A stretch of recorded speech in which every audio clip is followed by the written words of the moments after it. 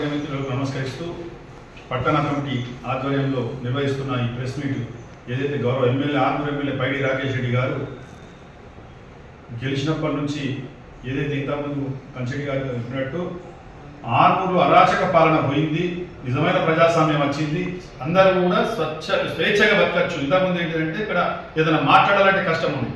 అటువంటి వాతావరణాన్ని తీసుకొచ్చి అభివృద్ధి వైపు ఎప్పటికప్పుడు ఎక్కడ కూడా అవినీతి లేకుండా అభివృద్ధి వైపు నడిపించాలనే తపనతోటి పైడి రాకేష్ రెడ్డి గారు వెళ్తుంటే ఇక్కడ ఒక రాజ్యాంగేతర శక్తిగా ఏదైతే ప్రజాస్వామ్యంలో ప్రజలు గెలిపించిన వ్యక్తిని కాదని ఇవాళ ఒక వ్యక్తి ఏం చేస్తుందంటే ప్రతినిధి అధికారులతోటి ఏదైతే జీవోలు వచ్చినాయి తెలుసుకొని మరి మేం చేసామని చెప్పుకుంటారు. కానీ ఇలా సాక్ష్యం ఏంటంటే ఎమ్మెల్యే గారు ఏదైతే జీవో ప్రతి ఒక్క ఇప్పటిదాకా లెటర్ ఏదైతే నంబర్ పెట్టిండో ఆ లెటర్ నంబర్లతో సహా ఉంటుందండి. అది కూడా సీఎం ఆఫీస్ మీ ఎవరైతే కాంగ్రెస్ నాయకులు ఉన్నారో మీ యొక్క సీఎం ఆఫీస్లో ఎమ్మెల్యే గారు గౌరవ ఎమ్మెల్యే పైడి రాకేష్ రెడ్డి గారు ఎవరైతే ప్రపోజల్ పెట్టిండ్రో ఆ లెటర్ నంబర్తో సహా ఉంటుంది. మీరు ఇట్లాంటి ప్రజలని మభ్యపెట్టడో లేకుంటే ప్రజలని తప్పుదో పట్టించడో చేస్తే భవిష్యత్తులో చట్టరీత్యా తగిన చర్యలు తీసుకోబడుతుంది. ఎందుకంటే ఎమ్మెల్యే గారిని ఇట్లా బద్నాం చేసే పని చేస్తే మాత్రం ఊరుకునేది లేదు. ఎమ్మెల్యే గారిని బద్నాం చేసే పని చేసినా, ఇక్కడ బీజేపీని బద్నాం చేయాల్సిన పని చేసినా మేము మాత్రం ఊరుకునేది లేదు. మీరు ఇప్పటికన్నా బుద్ధిరిగాల ఏంటంటే ఏదో అధికారం రాష్ట్రంలో ఉన్నది, మేము ఇక్కడ దొంగదారిలో నడిపిస్తాం అని అనుకుంటే మాత్రం ఇక్కడ ఉన్నది భారతీయ జనతా పార్టీ ఎమ్మెల్యే అభ్యర్థి.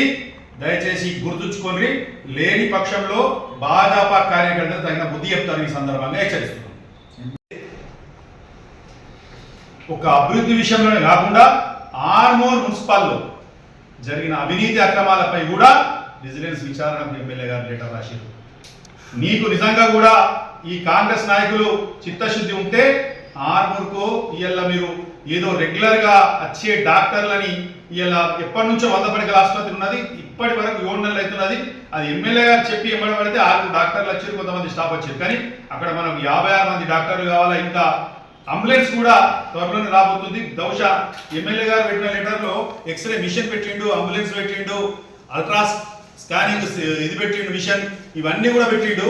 కేవలం ఇలా జీవో చూసేసి 4 డాక్టర్లను తెచ్చినామంటే అది కరెక్ట్ కాదు. మీకు నిజంగా కూడా చిత్తశుద్ధి ఉంటే 700 అక్రమ నంబర్లు ఇస్తే స్వయంగా కమిషనర్ గారు చెప్పింది ఏంటిదంటే ప్రెస్ మీట్ పెట్టి 150 హౌస్ నంబర్లను తీసేసినాము. బిఎస్ ఏదైతే చెత్త వాహనాలు ఉన్నాయో బిఎస్4 గడువు ముగిసిన తర్వాత వెహికల్ అని కొని 3 సంవత్సరాలు గడుస్తున్నది. దాని మీద రిజిస్ట్రేషన్ లేదు, అది బయట రోడ్ల మీద తిరుగుతాయి ఎవడి బాణాలకి ఇది అని చెప్పి దాని మీద చేస్తే విచారణ లేదు. ఇలా ఒక అభివృద్ధి అని కాదు, ఆర్మూర్లో జరుగుతున్న భూ ఆక్రమణలపై అసైన్మెంట్ ల్యాండ్లలో హౌస్ నంబర్లు ఇచ్చి యథాచ్ఛగా దోచుకుంటున్నారు. ఇలా ఎమ్మెల్యే ఒకటి అంటుండు, ప్రజలకు నేను జవాబుదారి. ఇలా ప్రజలు ఏమంటారు స్వేచ్ఛావాయువు ఇలా ఇట్లా కబ్జాకోరులు రౌడీలు ఎవరన్నా ఉంటే గంజాయి ఉంటే ఉక్కు పాదం మోపుతా అన్నాడు. మీరు అనుకుంటున్నారు కానీ ఏదైతే ఏమనుకుంటారు ఎమ్మెల్యే గారు శాంతియుతంగా పోతున్నారు అని అనుకుంటారు. కానీ ఇటువంటి రెచ్చగొట్టే వాక్యాలు చేస్తే మాత్రం, రెచ్చగొట్టే కార్యక్రమాలు చేస్తే మాత్రం భవిష్యత్తులో బాగుండదని సందర్భంగా భారతీయ జనతా పార్టీ మీకు హెచ్చరిస్తుంది. Thanks for watching. Like, share and subscribe.